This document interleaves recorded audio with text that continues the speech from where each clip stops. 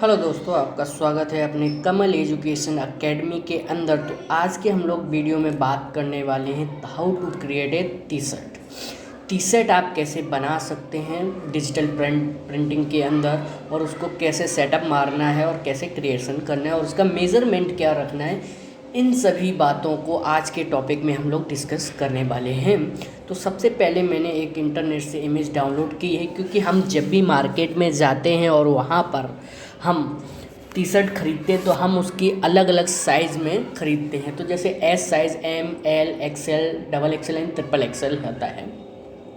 तो यहाँ पर आप देख सकते हैं कि यहाँ पे लेंथ और विड्थ दोनों दिया हुआ है और उसके आधार पे आपको इसको बनाना है। तो अगर मैं इसमें मीडियम साइज़ टी शर्ट की बात करता हूँ तो यहाँ पे आपको विड्थ उसका 22 और लेंथ उसका 30 दिया है। तो अब यहाँ पर एक इम्पॉर्टेंट बात ये है कि आपको जब इस चीज़ का क्रिएशन करने जाएँ तो आप इसका पेज कैसे लेते हैं। तो यहाँ पर इसे इंचेस कर देना है और उसके बाद आपको जो 22 था वहाँ पर हमें 2 इंच एक्स्ट्रा रखना है, क्योंकि वो सिलाई में या कटाई में निकल सकता है। और जो उसकी हाइट थी 30, उसकी जगह पे हम लिखेंगे 32 और रिजोल्यूशंस आपको 150 पिक्सल ही रखना है।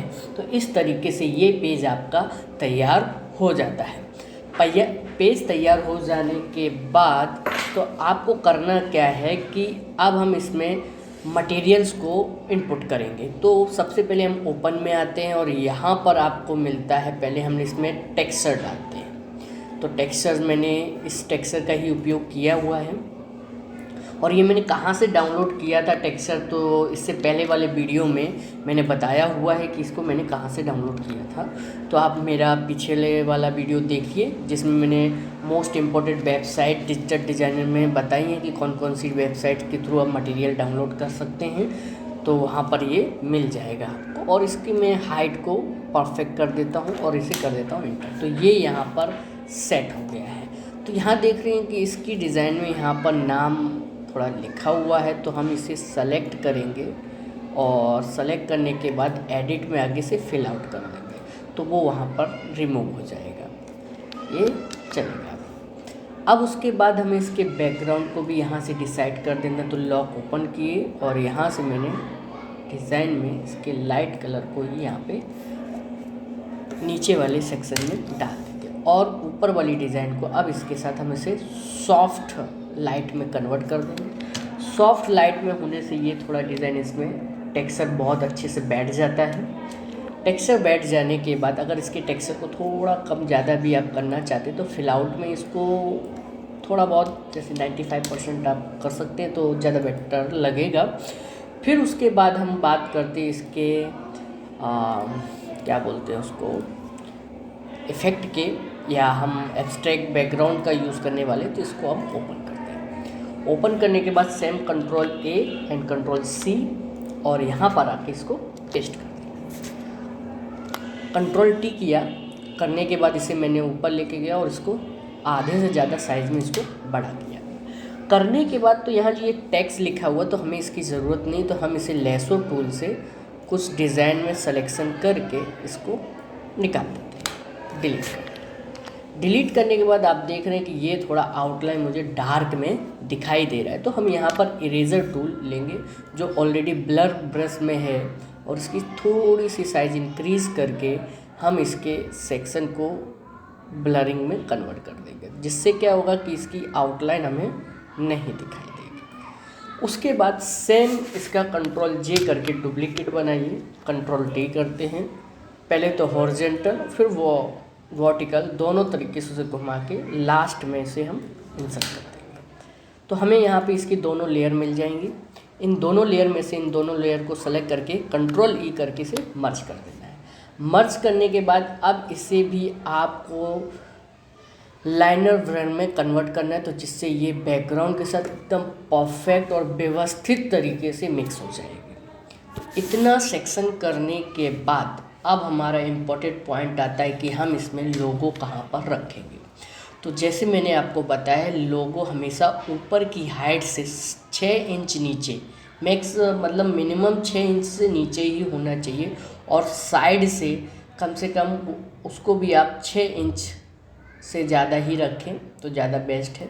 तो आपको इसका एक पॉइंट मिल जाता है कि आपको यहाँ पर इसे लोगों को इंसर्ट कराना। तो चलिए हम गूगल पे आ जाते हैं और यहाँ पर क्लिक करते हैं इंडियन क्रिकेट टीम लोगो। जैसे क्लिक करते तो हमें ये लोगो मिल जाता है और इसे आपको यहाँ से राइट क्लिक करके सीधा कॉपी कर लीजिए, कोई बात नहीं, और पेस्ट कीजिए तो ये डायरेक्ट भी आपको मिल जाएगा। और यहाँ पर हम मैजिक वैन टूल लेते हैं और इसके ब्लैक एरियाज़ को डिलीट कर देते हैं। फिर उसके बाद Ctrl+T करते हैं और इसे यहाँ पर ला के रखते हैं बीचों बीच में। पहले हम इसकी हाइट को भी देख लेते हैं। तो हाइट हमारा, जैसे मैंने हमेशा बोला है, 2-2.5 के ही बराबर आपको रखनी है, क्योंकि ये इतनी मिनिमम साइज़ ज़्यादा ही अच्छी रहती है। लोगो रखने के बाद मैंने बीच में एक प्लेयर्स को भी इनपुट किया था, तो वो मेरे पास अवेलेबल है यहाँ पर। तो इसे भी मैं ड्रैग करके फ़ोटोशॉप में डायरेक्ट ही लेके आ रहा हूँ और इसके साइज़ को थोड़ा इंक्रीज़ कर रहा हूँ। करने के बाद इसे कर देते हैं इंटर। अब यहाँ पर बात आ जा रही है कि इसके पीछे के बैकग्राउंड को रिमूव करना। तो हम यहाँ पे थोड़ा थोड़ा करके भी कर सकते हैं और एक बार में भी कन्वर्ट कर सकते हैं। तो हम ज़्यादा टाइम ना वेस्ट करते हुए एक ऑप्शन लेते हैं। सेलेक्ट के अंदर आपको मिलता है कलर रेंज। कलर रेंज में आने के बाद उसके सेक्शन पे क्लिक कीजिए। अगर फोकस को थोड़ा हाईलाइट कर देंगे तो कोई प्रॉब्लम नहीं, तो वो सभी सेक्शन को एक साथ सेलेक्ट कर लेगा और एक बार में उसको डिलीट कर देंगे। तो ये ऐसा अगर ऑप्शन आ रहा है तो इसका मतलब है कि लेयर हमने अभी तक राइट क्लिक करके क्रिस्टलाइज नहीं किया था। अब करने के बाद डिलीट करेंगे तो हो जाएगा। अगर आप यार ध्यान से देखें तो एकदम परफेक्ट कटिंग हो चुकी है।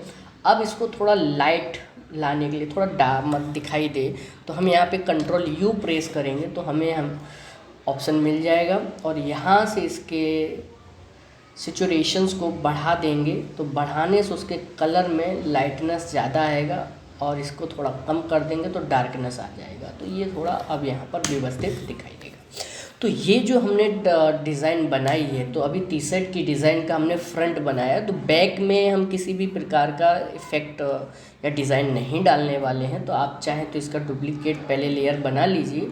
तो हम यहाँ पर आते हैं इमेज में और यहाँ पर क्लिक कीजिए डुप्लीकेट लेयर और इसका नाम रख देते हैं बैक साइड और इंटर करते हैं। तो सेम उसकी डुप्लीकेट लेयर आपकी यहाँ पर बन जाती है।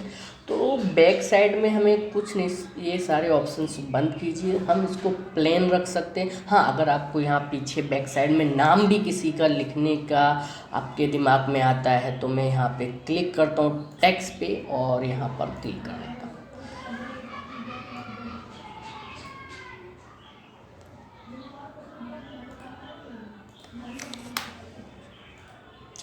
तो वापस क्लिक करते हैं।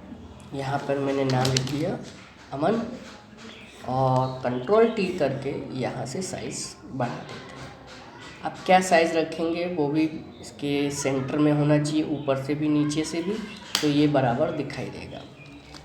तो इसको मैंने थोड़ा स्ट्रेच भी कर देता हूँ।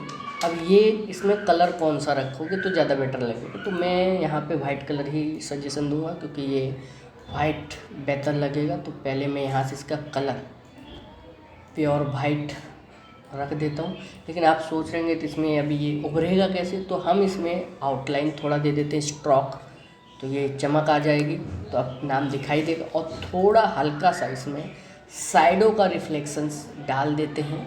तो ये जैसे हमने इसमें साइडों रिफ्लेक्शन डाला और उसके साइडों की साइज़ को थोड़ा इंक्रीज़ किया और उसे हल्का कर दिया, तो ये ऑटोमेटिकली नाम वहाँ पर इस तरीके से दिखाई दे रहा है कि जैसे उठा के रख दिया गया। नाम के बाद आप इसे डिसाइड कर सकते हैं, फाइनलाइज कर सकते हैं, टीम का नाम भी लिख सकते हैं या सिंपल भी, जैसे अगर साइडों नहीं भी डालना है तो भी ये फ्लैट में बहुत बेहतर लग रहा है। आफ्टर दैट ये हो गया हमारा फ्रंट और ये हो गया हमारा बैक, ये दोनों हमने यहाँ पर बना दिए। अब इन दोनों पोर्शंस को बनाने के बाद हम इन्हें मर्ज कर लेते हैं लेयर को, क्योंकि जब आप इसको दूसरे पेज पे रखोगे तो ये वहाँ पर क्या होता है, मिक्स में ही रहता है। तो मैंने इसका मर्ज बना लिया है और हमें एक सेटअप पेज चाहिए जहाँ पे फ्रंट और बैक दोनों प्रिंट होने चाहिए। तो उसके लिए आपको कम से कम 50 इंच का पेज चाहिए होगा तो हमने यहाँ पे ले लिया। तो पहले हम बैक वाले को पकड़ेंगे और उस पेज पे ले जाके छोड़ देते हैं। तो ये हो गया हमारा बैक वाला। अब हम लेते हैं फ्रंट। तो फ्रंट वाले को भी उठा के हम वहाँ पर लेके और यहाँ पर रख दें। थोड़ा स्पेस देते हैं क्योंकि कटिंग में ये चला जाएगा। तो यहाँ पर हमने दोनों एक साथ पेज में बैक और फ्रंट रख दिया है। साथ में आप इसकी नेक का भी एक पट्टी कहीं से भी इसकी डिज़ाइन से काट के और हैंड की भी पट्टी काट के रख सकते हैं और इस तरीके से ये आपका टी शर्ट डिज़ाइन बन जाता है। आई होप यू दोस्तों आपको पता चला होगा कि किस तरीके से टी शर्ट डिज़ाइन कर सकते हैं बड़ी ही आसानी से। Thank you for watching my video.